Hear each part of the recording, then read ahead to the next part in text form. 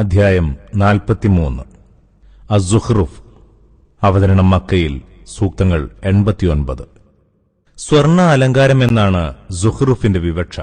35-ാം സൂക്തത്തിലാണ് പ്രസ്തുത പദം പ്രയോഗിച്ചിട്ടുള്ളത്. തൊട്ടു മുമ്പുള്ള അശ്ശൂറ അധ്യായത്തോട് ചേർന്നു തന്നെയാണ് ഇതിന്റെയും അവതരണം.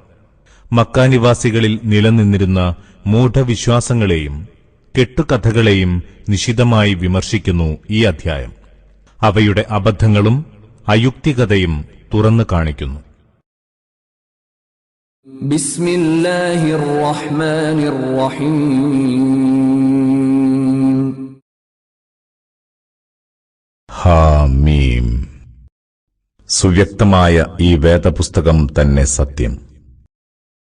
തീർച്ചയായും നാം ഇതിനെ അറബി ഭാഷയിലുള്ള ഖുർആൻ ആക്കിയിരിക്കുന്നു, നിങ്ങൾ ചിന്തിച്ചറിയാൻ. സംശയമില്ല, ഇത് ഒരു മൂലപ്രമാണത്തിലുള്ളതാണ്. നമ്മുടെ അടുത്ത് അത്യുന്നത സ്ഥാനമുള്ളതും തത്വപൂർണവുമാണിത്. നിങ്ങൾ അതിരുവിട്ട് കഴിയുന്ന ജനമായതിനാൽ നിങ്ങളെ മാറ്റി നിർത്തി നിങ്ങൾക്ക് ഈ ഉദ്ബോധനം നൽകുന്നത് നാം നിർത്തിവെക്കുകയോ? പൂർവസമൂഹങ്ങളിൽ നാം നിരവധി പ്രവാചകന്മാരെ അയച്ചിട്ടുണ്ട്. ജനങ്ങൾ തങ്ങൾക്ക് വന്നെത്തിയ ഒരു പ്രവാചകനെയും പരിഹസിക്കാതിരുന്നിട്ടില്ല. അങ്ങനെ ഇവരെക്കാൾ എത്രയോ കയ്യൂക്കും കരുത്തുമുണ്ടായിരുന്നവരെ നാം നശിപ്പിച്ചിട്ടുണ്ട്. പൂർവികരുടെ ഉദാഹരണങ്ങൾ നേരത്തെ കഴിഞ്ഞുപോയിട്ടുമുണ്ട്. ആകാശഭൂമികളെ സൃഷ്ടിച്ചതാരെന്ന് നീ അവരോട് ചോദിച്ചാൽ ഉറപ്പായും അവർ പറയും, പ്രതാപിയും എല്ലാം അറിയുന്നവനുമായവനാണ് അവയെ സൃഷ്ടിച്ചത്. നിങ്ങൾക്കായി ഭൂമിയെ തൊട്ടിലാക്കി തന്നവനാണവൻ, അതിൽ പാതകൾ ഒരുക്കിത്തന്നവനും, നിങ്ങൾ വഴിയറിയുന്നവരാകാൻ. മാനത്തുനിന്ന് നിശ്ചിത തോതിൽ വെള്ളം വീഴ്ത്തിത്തന്നതും അവനാണ്. അങ്ങനെ അതുവഴി നാം ചത്തുകിടക്കുന്ന ഭൂമിയെ ചൈതന്യവത്താക്കി. അவ்விധം ഒരു നാൾ നിങ്ങളെയും ജീവനേകി പുറത്തെടുക്കും. എല്ലാ ഇണകളെയും സൃഷ്ടിച്ചവനാണവൻ. കപ്പലുകളിലും കന്നുകാലികളിലും നിങ്ങൾക്ക് യാത്ര സൗകര്യപ്പെടുത്തിയതും മറ്റാരുമല്ല. നിങ്ങൾ അവയുടെ പുറത്ത് കയറി ഇരിപ്പുറപ്പിക്കാനാണിത്. അങ്ങനെ നിങ്ങൾ അവിടെ ഇരിപ്പുറപ്പിച്ചാൽ നിങ്ങളുടെ നാഥന്റെ അനുഗ്രഹങ്ങൾ ഓർക്കാനും നിങ്ങളിങ്ങനെ പറയാനുമാണ്, ഞങ്ങൾക്കിവയെ അധീനപ്പെടുത്തി തന്നവൻ എത്ര പരിശുദ്ധൻ, നമുക്ക് സ്വയം അവയെ കീഴ്പ്പെടുത്താൻ കഴിയുമായിരുന്നില്ല. തീർച്ചയായും ഞങ്ങൾ ഞങ്ങളുടെ നാഥന്റെ അടുത്തേക്ക് തിരിച്ചു ചെല്ലേണ്ടവരാണ്. ഈ ജനം അല്ലാഹുവിന്റെ ദാസന്മാരിൽ ഒരു വിഭാഗത്തെ അവന്റെ ഭാഗമാക്കി വച്ചിരിക്കുന്നു. മനുഷ്യൻ പ്രത്യക്ഷത്തിൽ തന്നെ വളരെ നന്ദികെട്ടവനാണ്. അതല്ല, അല്ലാഹു തന്റെ സൃഷ്ടികളിൽ പെൺമക്കളെ തനിക്കു മാത്രമാക്കി വെക്കുകയും ആൺകുട്ടികളെ നിങ്ങൾക്ക് പ്രത്യേകം തരികയും ചെയ്തുവെന്നു. പരമകാരുണികനായ അല്ലാഹുവോട് ചേർത്തിപ്പറയുന്ന പെണ്ണിന്റെ പിറവിയെപ്പറ്റി അവരിലൊരാൾക്ക് ശുഭവാർത്ത അറിയിച്ചാൽ അവന്റെ മുഖം കറുത്തിരുണ്ടതായിത്തീരുന്നു. അവൻ അത്യധികം ദുഃഖിതനാവുന്നു. ആഭരണങ്ങൾ അണിയിച്ച് വളർത്തപ്പെടുന്ന, തർക്കങ്ങളിൽ തന്റെ നിലപാട് തെളിയിക്കാൻ കഴിവില്ലാത്ത സന്തതിയെയാണോ അല്ലാഹുവിന്റെ പേരിൽ ആരോപിക്കുന്നത്? പരമകാരുണികനായ അല്ലാഹുവിന്റെ അടിമകളായ മലക്കുകളെ ഇവർ സ്ത്രീകളായി സങ്കൽപ്പിച്ചിരിക്കുന്നു. അവരുടെ സൃഷ്ടികർമ്മത്തിന് ഇവർ സാക്ഷികളായിരുന്നു. ഇവരുടെ സാക്ഷ്യം രേഖപ്പെടുത്തുക തന്നെ ചെയ്യും. അതിന്റെ പേരിൽ ഇവരെ ചോദ്യം ചെയ്യുന്നതുമാണ്. ഇക്കൂട്ടർ പറയുന്നു, പരമകാരുണികനായ അല്ലാഹു ഇച്ഛിച്ചിരുന്നെങ്കിൽ ഞങ്ങൾ ഒരിക്കലും അവരെ പൂജിക്കുമായിരുന്നില്ല. സത്യത്തിൽ അവർക്ക് അതേപ്പറ്റി ഒന്നും അറിയില്ല. വെറും അനുമാനങ്ങൾ മെനഞ്ഞുണ്ടാക്കുകയാണിവർ. അതല്ല, നാം ഇവർക്ക് നേരത്തെ വല്ല വേദപുസ്തകവും കൊടുത്തിട്ടുണ്ടോ? അങ്ങനെ ഇവരത് മുറുകെ പിടിക്കുകയാണോ? എന്നാൽ ഇവർ പറയുന്നതിതാണ്, ഞങ്ങളുടെ പിതാക്കൾ ഒരു വഴിയിൽ നിലകൊണ്ടതായി ഞങ്ങൾ കണ്ടിരിക്കുന്നു. തീർച്ചയായും ഞങ്ങൾ അവരുടെ പാത പിന്തുടർന്ന് നേർവഴിയിൽ നീങ്ങുകയാണ്. ഇவ்விധം നാം നിനക്കു മുമ്പ് പല നാടുകളിലേക്കും മുന്നറിയിപ്പുകാരെ അയച്ചു. അപ്പോഴെല്ലാം അവരിലെ സുഖലോലുപർ പറഞ്ഞിരുന്നത് ഇതാണ്: ഞങ്ങളുടെ പൂർവ്വപിതാക്കൾ ഒരു മാർഗം അവലംബിക്കുന്നവരായി ഞങ്ങൾ കണ്ടിട്ടുണ്ട്. തീർച്ചയായും ഞങ്ങൾ അവരുടെ പാരമ്പര്യം മുറുകെ പിടിക്കുകയാണ്. ആ മുന്നറിയിപ്പുകാരൻ ചോദിച്ചു: നിങ്ങളുടെ പിതാക്കൾ പിന്തുടരുന്നതായി നിങ്ങൾ കണ്ട മാർഗത്തേക്കാൾ ഏറ്റവും ചൊവ്വായ വഴിയുമായി ഞാൻ നിങ്ങളുടെ അടുത്തു വന്നാലും നിങ്ങളത് അംഗീകരിക്കില്ലേ? അവർ പറഞ്ഞു: നിങ്ങൾ ഏതൊരു ജീവിതമാർഗവുമായാണോ അയക്കപ്പെട്ടിരിക്കുന്നത്, അതിനെ ഞങ്ങളിതാ തള്ളിപ്പറയുന്നു. അവസാനം നാം അവരോട് പ്രതികാരം ചെയ്തു. നോക്കൂ, സത്യത്തെ തള്ളിപ്പറഞ്ഞവരുടെ അന്ത്യം എவ்விധമായിരുന്നുവെന്ന്. ഇബ്രാഹിം തന്റെ പിതാവിനോടും ജനതയോടും പറഞ്ഞ സന്ദർഭം: നിങ്ങൾ പൂജിച്ചുകൊണ്ടിരിക്കുന്നവയിൽ നിന്നെല്ലാം തീർത്തും മുക്തനാണ് ഞാൻ. എന്നെ സൃഷ്ടിച്ചവനിൽ നിന്നൊഴികെ അവൻ എന്നെ നേർവഴിയിലാക്കും. ഈ വചനത്തെ ഇബ്രാഹിം തന്റെ പിൻഗാമികളിലും ബാക്കിവെച്ചു, അവർ സത്യത്തിലേക്ക് തിരിച്ചുവരാൻ. ഇക്കൂട്ടരെയും ഇവരുടെ മുൻഗാമികളെയും ഞാൻ ജീവിതം ആസ്വദിപ്പിച്ചു. സത്യസന്ദേശവും അത് വ്യക്തമായി വിവരിച്ചു കൊടുക്കുന്ന ദൈവദൂതനും അവർക്ക് വന്നെത്തും വരെ. അങ്ങനെ അവർക്ക് സത്യം വന്നെത്തി. അപ്പോൾ അവർ പറഞ്ഞു: ഇത് വെറുമൊരു മായാജാലമാണ്, ഞങ്ങൾ ഇതിനെ ഇതാ തള്ളിപ്പറയുന്നു. ഇവർ ചോദിക്കുന്നു: ഈ ഖുർആൻ ഈ 2 പട്ടണങ്ങളിലെ ഏതെങ്കിലും മഹാപുരുഷന് ഇറക്കിക്കിട്ടാത്തതെന്ത്? ഇവരാണോ നിന്റെ നാഥന്റെ അനുഗ്രഹം വീതം വെച്ചു കൊടുക്കുന്നത്? ഐഹിക ജീവിതത്തിൽ ഇവർക്കിടയിൽ തങ്ങളുടെ ജീവിത വിഭവം വീതം വെച്ചു കൊടുത്തത് നാമാണ്. അങ്ങനെ ഇവരിൽ ചിലർക്ക് മറ്റു ചിലരേക്കാൾ നാം പല പദവികളും നൽകി. ഇവരിൽ ചിലർ മറ്റു ചിലരെ തങ്ങളുടെ ചൊൽപ്പടിയിൽ നിർത്താനാണിത്. ഇവർ ശേഖരിച്ചു വെക്കുന്നതിനേക്കാളെല്ലാം ഉത്തമം നിന്റെ നാഥന്റെ അനുഗ്രഹം തന്നെ. ജനം ഒരൊറ്റ സമുദായമായി പോകുമായിരുന്നില്ലെങ്കിൽ പരമകാരുണികനായ അല്ലാഹുവെ തള്ളിപ്പറയുന്നവർക്ക് അവരുടെ വീടുകൾക്ക് വെള്ളികൊണ്ടുള്ള മേൽപ്പുരകളും അവർക്ക് കയറിപ്പോകാൻ വെള്ളികൊണ്ടുള്ള കോണികളും നാം ഉണ്ടാക്കിക്കൊടുക്കുമായിരുന്നു. അങ്ങനെ അവരുടെ വീടുകൾക്ക് വാതിലുകളും അവർക്ക് ചാരിയിരിക്കാനുള്ള കട്ടിലുകളും നൽകുമായിരുന്നു, സ്വർണത്താലുള്ള അലങ്കാരങ്ങളും. എന്നാൽ ഇതെല്ലാം ഐഹിക ജീവിതത്തിലെ സുഖഭോഗ വിഭവം മാത്രമാണ്. പരലോകം നിന്റെ നാഥന്റെ അടുത്ത് ഭക്തന്മാർക്ക് മാത്രമുള്ളതാണ്. പരമകാരുണികന്റെ ഉദ്ബോധനത്തോട് അന്ധത നടിക്കുന്നവന് നാം ഒരു ചെകുത്താനെ ഏർപ്പെടുത്തും. അങ്ങനെ ആ ചെകുത്താൻ അവന്റെ ചങ്ങാതിയായിത്തീരും.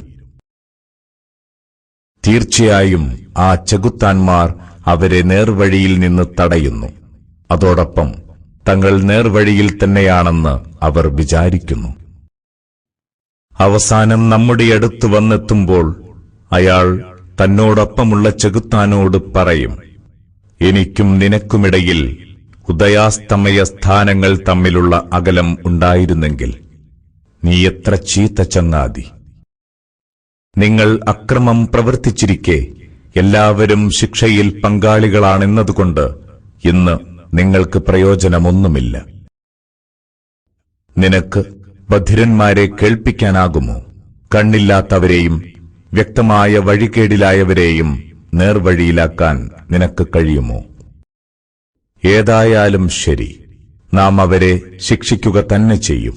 ഒരു വേള നിന്നെ നാം ഇഹലോകത്തുനിന്ന് കൊണ്ടുപോയി കഴിഞ്ഞ ശേഷമാവാം. അല്ലെങ്കിൽ നാം അവർക്ക് വാഗ്ദാനം ചെയ്ത ശിക്ഷ നിനക്കു നാം കാണിച്ചു തന്നേക്കാം. തീർച്ചയായും അവരെ ശിക്ഷിക്കാൻ നാം തികച്ചും കഴിവുറ്റവൻ തന്നെ. അതിനാൽ നിനക്ക് നാം ബോധനം നൽകിയത് മുറുകെ പിടിക്കുക.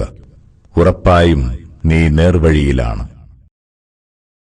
തീർച്ചയായും ഈ വേദം നിനക്കും നിന്റെ ജനത്തിനും ഒരു ഉദ്ബോധനമാണ്.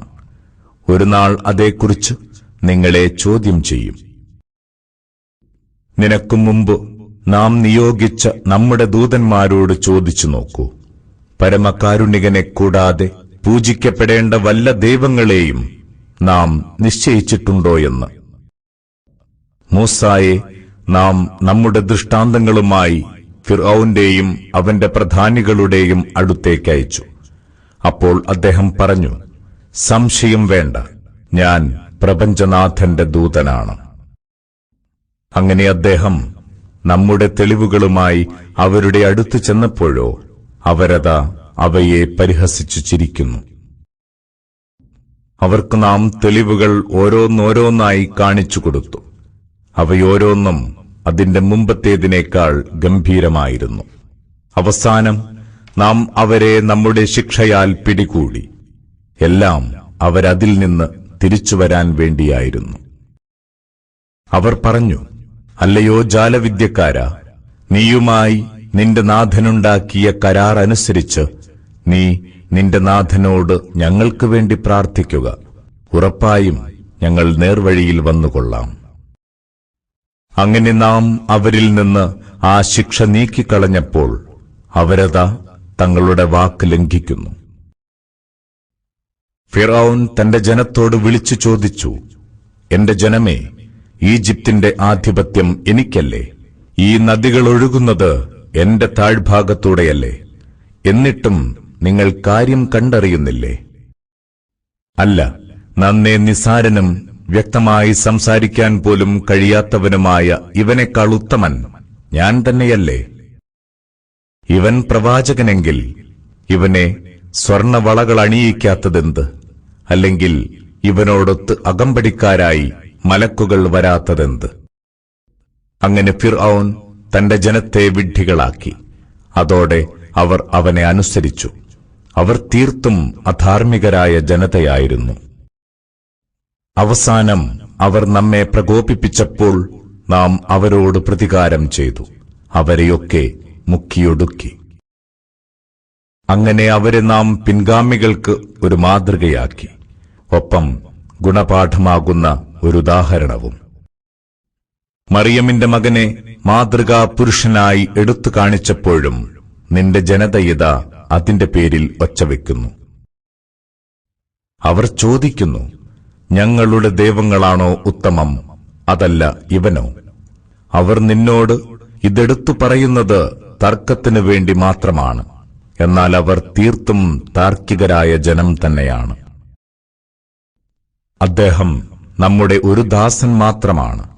നാം അദ്ദേഹത്തിന് അനുഗ്രഹമേകി അദ്ദേഹത്തെ ഇസ്രായേൽ മക്കൾക്ക് മാതൃകയാക്കുകയും ചെയ്തു. നാം ഉദ്ദേശിച്ചിരുന്നെങ്കിൽ നിങ്ങൾക്ക് പകരം നിങ്ങളിൽ നിന്നു തന്നെ മലക്കുകളെ ഭൂമിയിൽ പ്രതിനിധികളാക്കുമായിരുന്നു. സംശയമില്ല, ഈസാ നബി അന്ത്യസമയത്തിനുള്ള ഒരറിയിപ്പാണ്. നിങ്ങൾ അതിലൊട്ടും സംശയിക്കരുത്.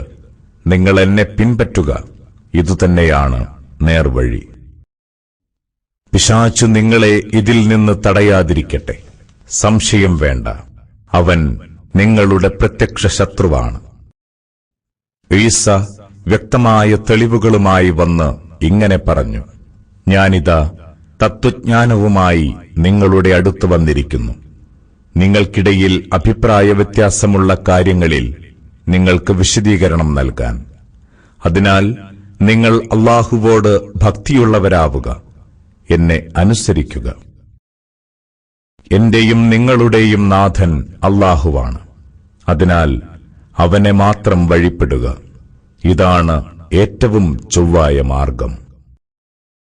അപ്പോൾ അവർ പല കക്ഷികളായി ഭിന്നിച്ചു. അതിനാൽ അതിക്രമം കാണിച്ചവർക്ക് നോവുറ്റ നാളിന്റെ കടുത്ത ശിക്ഷയുടെ കൊടും നാശമാണുണ്ടാവുക. അവരറിയാതെ പെട്ടെന്ന് വന്നെത്തുന്ന അന്ത്യദിനമല്ലാതെ മറ്റെന്താണ് അവർക്ക് പ്രതീക്ഷിക്കാനുള്ളത്?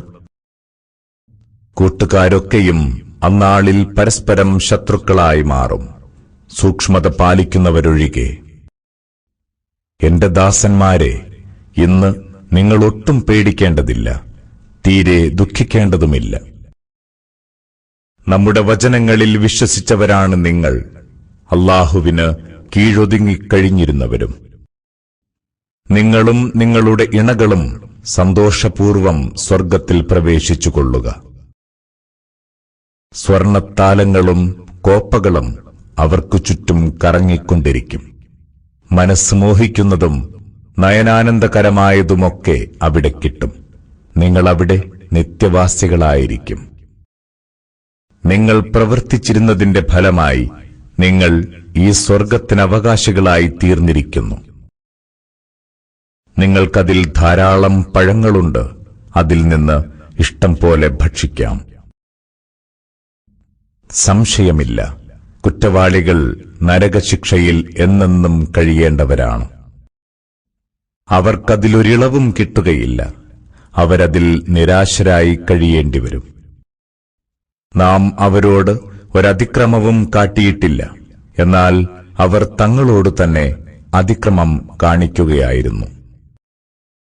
അവർ വിളിച്ചു കേഴും, മാലിക്കേ, അങ്ങയുടെ നാഥൻ ഞങ്ങൾക്ക് ഇപ്പോൾ തന്നെ മരണം തന്നിരുന്നെങ്കിൽ നന്നായേനെ. മാലിക് പറയും, നിങ്ങളിവിടെ താമസിക്കേണ്ടവർ തന്നെയാണ്. തീർച്ചയായും ഞങ്ങൾ നിങ്ങൾക്ക് സത്യം എത്തിച്ചു തന്നിട്ടുണ്ടായിരുന്നു. എന്നാൽ നിങ്ങളിലേറെ പേരും സത്യത്തെ വെറുക്കുന്നവരായിരുന്നു. അതല്ല, ഇക്കൂട്ടരിവിടെ വല്ല പദ്ധതിയും നടപ്പാക്കാൻ തീരുമാനിച്ചിരിക്കുകയാണോ? എങ്കിൽ നാമും ഒരു തീരുമാനമെടുക്കാം. അല്ല, അവരുടെ കുശുകുശുക്കലുകളും ഗൂഢാലോചനകളുമൊന്നും നാം കേൾക്കുന്നില്ലെന്നാണോ അവർ കരുതുന്നത്? തീർച്ചയായും നമ്മുടെ ദൂതന്മാർ എല്ലാം എഴുതിയെടുക്കുന്നവരായി അവർക്കൊപ്പം തന്നെയുണ്ട്. പറയുക, പരമകാരുണികനായ അല്ലാഹുവിന് ഒരു പുത്രനുണ്ടായിരുന്നെങ്കിൽ അവനെ പൂജിക്കുന്നവരിൽ ഒന്നാമൻ ഞാനാകുമായിരുന്നു. ആകാശഭൂമികളുടെ സംരക്ഷകനും സിംഹാസനത്തിനുടമയുമായ അല്ലാഹു അവർ പറഞ്ഞു പരത്തുന്നതിൽ നിന്നെല്ലാം എത്രയോ പരിശുദ്ധനത്രേ. നീ അവരെ അവരുടെ പാട്ടിന് വിട്ടേക്കുക. അവർ അസംബന്ധങ്ങളിലാണ്ട് കളിതമാശകളിൽ മുഴുകിക്കഴിഞ്ഞുകൊള്ളട്ടെ. അവരോട് വാഗ്ദാനം ചെയ്ത അവരുടെ ആ ദിനവുമായി അവർ കണ്ടുമുട്ടും വരെ. അവനാണ് ആകാശത്തിലെ ദൈവം, ഭൂമിയിലെ ദൈവവും അവൻ തന്നെ. അവൻ യുക്തിമാനാണ്, എല്ലാം അറിയുന്നവനും. ആകാശഭൂമികളുടെയും അവയ്ക്കിടയിലുള്ളവയുടെയും ഉടമയായ അല്ലാഹു അനുഗ്രഹപൂർണനാണ്. അവന് മാത്രമേ അന്ത്യസമയത്തെ സംബന്ധിച്ച അറിവുള്ളൂ. നിങ്ങളെല്ലാം മടങ്ങിച്ചെല്ലേണ്ടത് അവങ്കലേക്കാണ്. അവനെ വിട്ട് ഇക്കൂട്ടർ വിളിച്ചു പ്രാർത്ഥിക്കുന്നവർ ശുപാർശക്കധികാരമുള്ളവരല്ല, ബോധപൂർവം സത്യസാക്ഷ്യം നിർവഹിച്ചവരൊഴികെ. ആരാണ് അവരെ സൃഷ്ടിച്ചതെന്ന് നീ അവരോട് ചോദിച്ചാൽ ഉറപ്പായും അവർ പറയും, അല്ലാഹുവെന്ന്. എന്നിട്ടും എങ്ങനെയാണവർ വഴിതെറ്റിപ്പോകുന്നത്? എന്റെ നാഥ, തീർച്ചയായും ഇക്കൂട്ടർ വിശ്വസിക്കാത്ത ജനതയാണെന്ന പ്രവാചകന്റെ വചനവും അവൻ അറിയുന്നു. അതിനാൽ നീ അവരോട് വിട്ടുവീഴ്ച കാണിക്കുക. നിങ്ങൾക്കു സലാം എന്ന് പറയുക. അടുത്തുതന്നെ അവരെല്ലാം അറിഞ്ഞുകൊള്ളും.